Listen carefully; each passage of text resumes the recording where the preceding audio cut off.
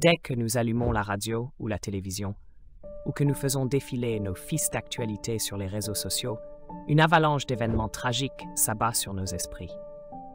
Pandémie, violences de rue, conflits entre pays, changements climatiques. Si nous nous plongeons trop longtemps dans ces messages, le monde semble devenir un endroit effroyable.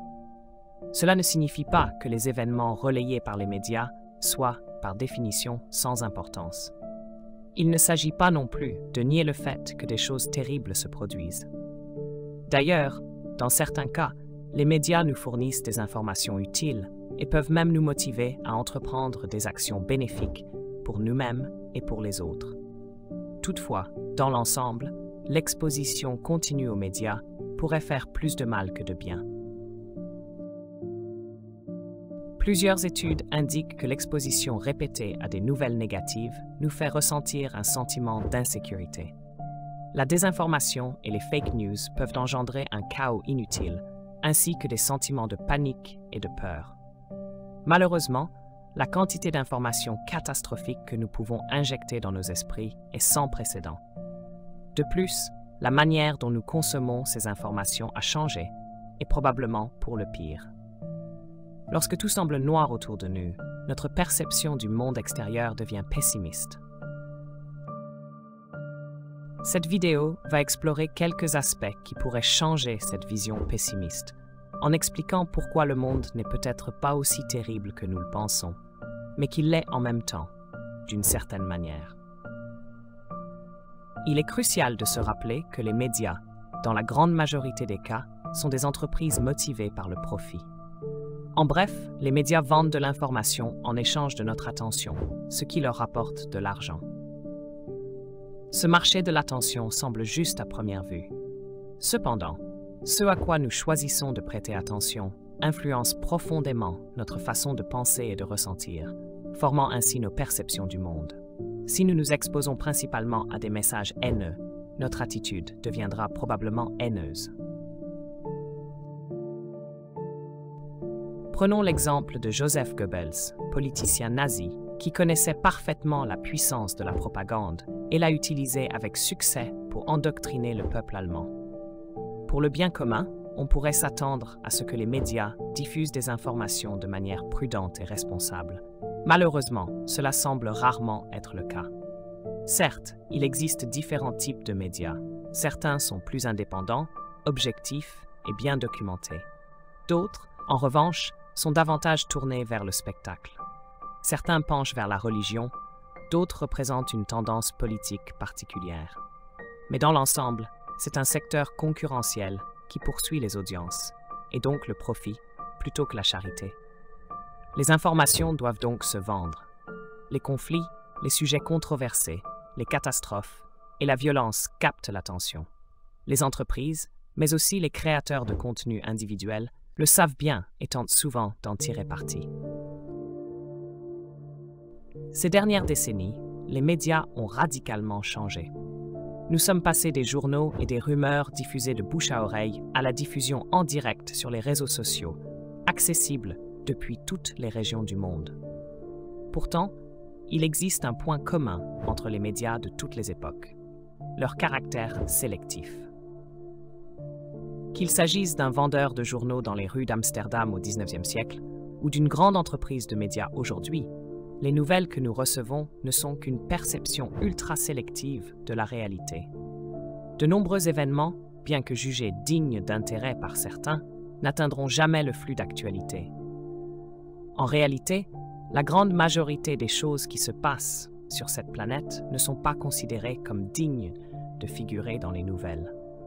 Une vieille femme nourrissant son chat, une voiture circulant sur l'autoroute, une pomme de pin tombant d'un arbre.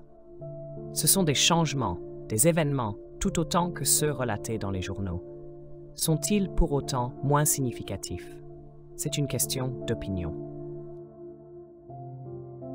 L'Internet a permis à chacun de diffuser des informations. Outre les grandes entreprises de presse, on voit émerger un nombre croissant de créateurs individuels que les gens choisissent comme source d'informations. Un avantage de cette distribution décentralisée est la diversité des sources et l'accès à ce qui se passe au niveau local. Mais il y a aussi un inconvénient. Aujourd'hui, n'importe qui peut parler de n'importe quoi, et il y a peu de contrôle de qualité, ce qui entraîne une prolifération de fausses informations. Nous assistons également à l'émergence de chambres d'écho, où certains sujets et croyances dominent. Ces sujets peuvent être controversés, et ces croyances biaisées, voire totalement erronées. Les algorithmes de plusieurs plateformes populaires recommandent des contenus en fonction de ceux que l'utilisateur a déjà visionnés. Ainsi, un utilisateur peut s'enfoncer de plus en plus dans une spirale, rétrécissant encore davantage l'éventail d'informations auxquelles il est exposé. Si, par exemple, une plateforme recommande presque exclusivement des contenus en lien avec certaines opinions politiques, cela colorera probablement de manière significative la perception de la réalité de l'utilisateur. Cet individu partagera peut-être sa vision avec d'autres membres de la chambre d'écho, mais sera probablement éloigné de ce qui se passe en dehors de celle-ci. Par ailleurs, les scientifiques sociaux ont défini un phénomène appelé raisonnement motivé.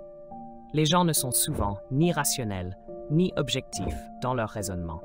Ils partent souvent de conclusions déjà formées et utilisent simplement leur raisonnement pour appuyer leurs affirmations. Le raisonnement motivé est donc biaisé. Les chambres d'écho renforceront probablement ces biais. Prenons l'exemple d'un groupe de Néerlandais dans une chambre d'écho, persuadés que tous les Belges sont stupides. Cette idée est répétée si souvent que les membres finissent par l'accepter comme une vérité absolue. Dès qu'un Belge fait quelque chose de légèrement stupide et que cela fait la une des journaux pour une raison quelconque, il se précipite pour dire « Vous voyez, encore une preuve que les Belges sont stupides ». Le passage du temps peut sembler linéaire, mais il évolue aussi de manière cyclique. Marcus Aurelius a magnifiquement décrit la répétition continue des choses et que dans l'essence, rien n'est vraiment nouveau. Il a dit « Ce qui est pourquoi observer la vie pendant 40 ans est aussi bon que pendant 1000. Verriez-vous vraiment quelque chose de nouveau ?» Cela nous amène à nous interroger. Dans quelle mesure les nouvelles sont-elles importantes si, fondamentalement, elles ne nous apportent rien de nouveau?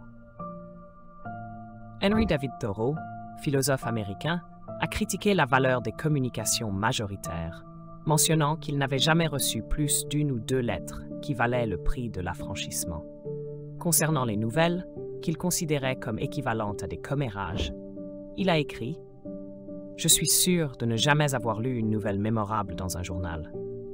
Si vous connaissez le principe, à quoi bon vous soucier de milliers d'exemples ?» Ainsi, face à cette tempête d'informations, il est essentiel de prendre du recul, de remettre les choses en perspective et de ne pas laisser ces distorsions de la réalité nous déstabiliser. Si vous avez aimé cette vidéo, pensez à la partager, à laisser un pouce bleu et à vous abonner à la chaîne pour plus de contenu captivant.